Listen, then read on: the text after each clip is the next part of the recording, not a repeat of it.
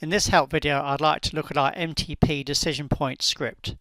This is where we can place our decision point levels on previous swing highs and lows. So if I open the script by double clicking on the title there, the first option we have is the days back to calculate. This is covered in a separate video, and as you'll see in that video, the idea being is to keep it as low as possible, to only have about 800 to 1000 bars calculated, to keep the resources as low as possible on your TradingView scripts. The next thing here we have our display pivot labels. If I tick this, this will then place the pivot labels on the chart for you. So this is very handy for when you get into the next section and you come back to wanting to do a DP off a specific pivot number. You can then see what pivot number it is there as on the chart to use. You then have the option to be able to do 5 different DPs. So this section does DP1, DP2, DP3, fairly self-explanatory as well. So the options you have are to place the DPs of previous pivots. As we've seen in another video, you have the options here to choose which pivot number to do. You can either do it off the last pivot, which will place a DP off the last pivot, or you can do pivots back.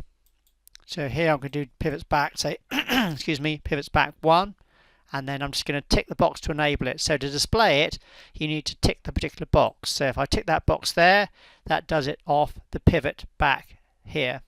Let's go back to the next pivot back 2 is there. Remember, the pivots back start from 0, so this is 0 here, this is 1 pivot back, this is 2 pivots back.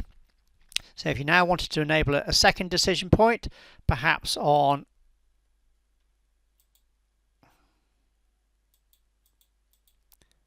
four pivots back, in other words the top, you can see you can place 2 DPs on the chart as well. If you then want to use a specific bar, as we've seen, by off a certain pivot. So if you want to place that off pivot 34, you can then come down and say I want that pivot number, and I want that off pivot number 34. And there you go, it places the second DP off that level as well there. So as you can see, it's quite easy to actually display the DPs you wish, either using the pivot labels. You can turn those off by just unticking, or then ticking the box here to display which pivot you want. So you can see, which DP you want. So here I've got one DP of 2 pivots back and another DP of a pivot number 34. So that allows you to place the DPs on the chart. The zone width is what it says, is you increase the zone width by clicking on those. But a little tip is what I tend to do is to then allow you to keep these on the chart for when you change your time frame. If I just cancel this for a second, oops, so I just want to turn those off. Just can turn that DP off, so I only have the one DP on. So for this DP here, this is on a 15-minute chart. If I want to keep this DP on the chart when I go down to a 3-minute, because the script will recalculate again, obviously this DP will change because the pivots will be different. So what I do is then I go to the tools here, the TradingView tools. I then choose rectangle. I then place a rectangle around the level I wish on the DP. You can see how I've drawn it at that particular level there. That will then stay on the chart when you change time frames. At the top you also have an option to place some text in as well. If you wish, just put that in, and as you can see, that then allows you to see what level the DP is on. And also what I do is I lock it. Do you see that? That little item there is I lock the DP, or I lock the rectangles. If I lock it, it means it can't move, so you can't, change the levels accidentally.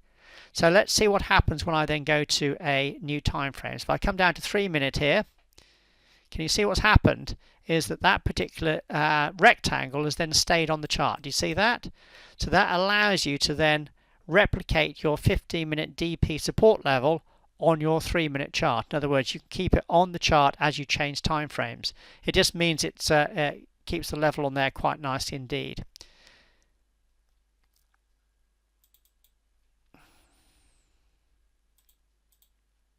So that's how you use the DPs, is you have the option to display the pivot labels to know what pivot you want to place off.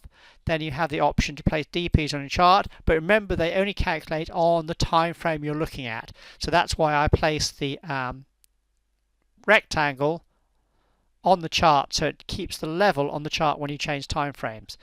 And you can either use pivots back, which is a quite nice easy one to do if you're placing, as you can see, DPs off the last few pivots on the chart, or you can choose the pivot number to then place the DP off that particular pivot number. So there's some different options to use for how you want to place the DPs on the chart. And again, you can place up to 5 DPs on the chart by doing the different selections in whichever section is applicable to which DP you wish to use.